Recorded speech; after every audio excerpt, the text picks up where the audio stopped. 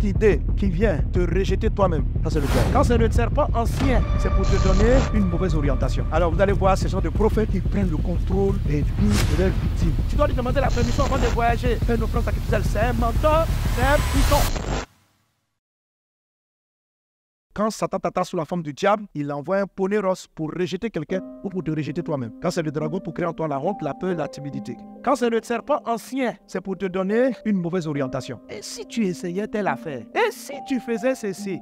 Et si tu faisais cela? Donc le serpent, c'est te proposer une solution ressemblante à celle que Dieu veut te proposer. Et le ponéros du serpent est très subtil parce que la forme serpent de Satan n'a pas peur de la gloire de Dieu. Il peut rentrer là où il y a la présence de Dieu. Le serpent était en Éden. La Bible parle de l'apôtre Paul. On dit qu'il marchait, même son ombre chassait les démons. Mais Acte 16, la Bible dit qu'une femme possédée d'un esprit de python, c'est-à-dire un serpent, elle dit écoutez ces hommes, ils vous parlent de la part de Dieu. C'est ça la séduction. Donc elle surfe avec une chose qui est réelle. Ce sont des hommes de Dieu. Ce sont des hommes de Dieu. Mais là, c'est une attaque de python. C'était une forme de serpent. Dans la Bible, on a deux serpents. On a le python, on a la vipère. D'abord, il va te dire des choses avérées. C'est ce qu'elle est en train de faire ici. Paul même sait qu'il est un homme de Dieu. Et puis, le python là vient. Écoutez ces hommes, ils vous parlent de la part de Dieu. Elle crie. Ces hommes sont des serviteurs du Dieu très haut. Ils vous annoncent la voie du salut. C'est un démon qui dit ça. L'homme là, c'est un homme de Dieu. Il est venu vous prêcher. Écoutez-le, écoutez-le. C'est comme ça la dame l'a parlé. Ça s'appelle de la séduction. Quand le texte continue à dire, va le fatiguer. Si vous faites le garde-moi là, votre âme fait agacer, même par des éloges qui viennent de Satan. On a tous besoin d'être encouragés, mais il y a des gens qui viennent même t'encourager. Si tu as fait garde-moi du malin, tu vas savoir que derrière l'encouragement qu'il te donne, il y a un piège. Ce qui va arriver après, si tu as accepté puis tu as commencé à marcher avec la personne, tu vas regretter toute ta vie. Donc elle a commencé à les encenser. Il suffisait que Pierre ne fasse pas attention à la fatigue intérieure qu'il ressentait en parlant avec la personne. Et qu'il dise, mais elle parle de Dieu. C'est une collaboratrice, c'est pas ta collaboratrice, c'est un piège.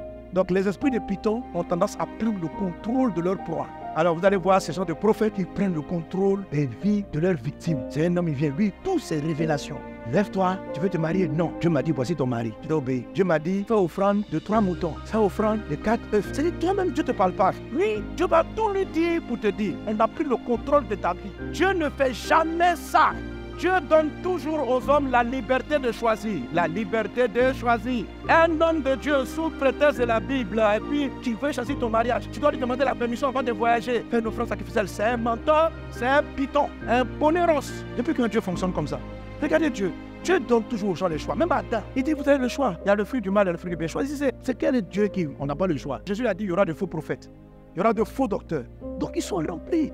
Arrêtez d'avoir des gens comme ça à votre domicile qui viennent vous dire, toi-même, tu n'as même pas la conviction. Il dit vraiment, si tu veux que ton programme marche, oui, tu dois faire une offrande de la moitié du bénéfice ici, de cela. Tu mets en danger ta famille. Tu ne payes pas ton loyer. Si tu fréquentes ce genre de personnes-là, sur 2-3 ans, tu vas voir si ta vie va progresser. Tu n'iras nulle part. Ce sont des esprits qui vous abrutissent. C'est comme si toi-même, tu ne sais pas réfléchir, quoi. Et puis, on te fait faire n'importe quoi. Que si tu bois 3 verres d'eau à minuit 33, tu vas devenir très intelligent. Arrête d'être ponéré par le python. Tous ceux qui m'écoutent, si vous êtes sur des emprises, sortez. Ce genre de personnes qui arrivent dans ta maison, qui vient dire qu'est-ce que vous allez manger. Il vient dire qu'il va rentrer dans votre chambre. Toi, tu n'as pas prévu de chambre. Tu as ta chambre avec tes enfants. Tes enfants n'ont qu'à venir dormir avec toi parce qu'il va faire retraite dans votre chambre. Ce monsieur-là, dis-lui que ton pasteur qu'on avait passé sa nobo dit de ne plus te recevoir dans ma maison. Et voici les versets. C'est un python. Quand une proie a été capturée par un python, elle ne peut plus bouger. Ses mouvements, c'est ce que le python décide de faire. Moi, maman, tu me vois là, j'ai été pythonisé. Si ce n'était pas la grâce de Dieu, parce que Dieu m'a donné un songe et puis une orientation. Ce comme ça me dit, mon papa est sorcier, ma maman est sorcière, de quitter la maison. Les pythons vont vous séparer de vos gens. Ils vont vous éloigner. Ils vont accuser. Ils vont t'amener à déshonorer ton père. Ils vont t'amener à déshonorer ta mère. La Bible dit que celui qui parle mal de son père et de sa mère, sa lumière va s'éteindre. Ils vont éteindre ta lumière. Même si ton papa est sorcier, c'est quand même de lui que tu es né. C'est ça.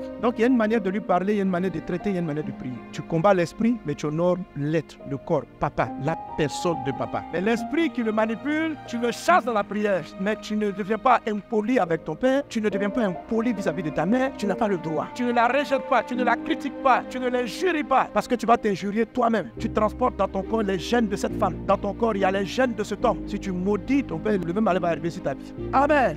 Soyez délivrés des poneros pythonesques. Au nom de Jésus, que le nom du Seigneur soit béni.